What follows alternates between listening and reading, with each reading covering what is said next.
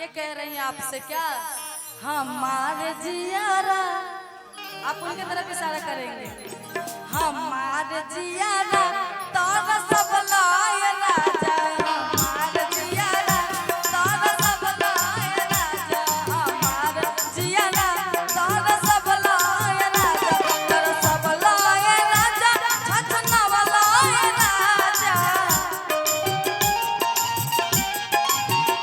तारा सब लाए राजा, छछना वालाए राजा।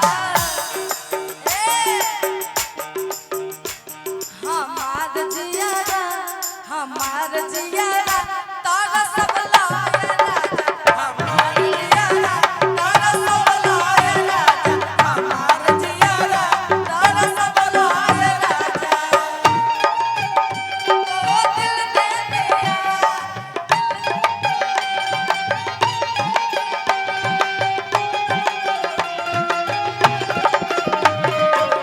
पूछो पूछो पूछो पूछो कौन है वो, पूछो पूछो पूछो पूछो कौन है वो, पूछो पूछो पूछो पूछो कौन है वो, बोलो बोलो बोलो बोलो कौन है वो। हमार जियारा तारा सब लाए राजा। बाकी ये गाना खास करके अजीत भैया हम आपके लिए और टूना जी आपके लिए गा रहे हैं, और ये आपसे पूछ रही है क्या, एक सड़किया पर दू को माली, एक सड़किया पर दू को माली,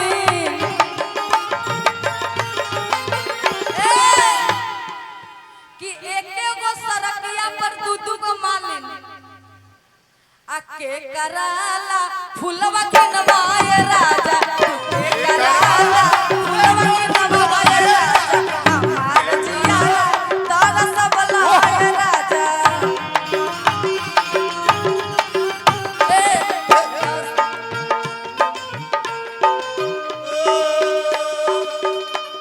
सिंगार अधूरा रहता है जब तक ना घूंघट का सिंगार अधूरा रहता है, जब तक ना पड़े आशिक का नजर, जब तक सिंगूरा रहता है घूंघट की ओर से दूर का।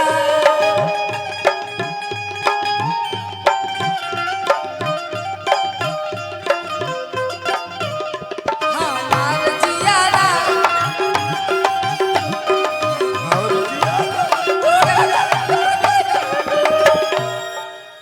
और आगे बड़े सुंदर भाव में रोक देंगे इस गाने के भैया। एक गाना हम लोग फिलहाल में भी गोलू जी के साथ में गाए थे, वो भी गाना बड़ा वायरल चल रहा है।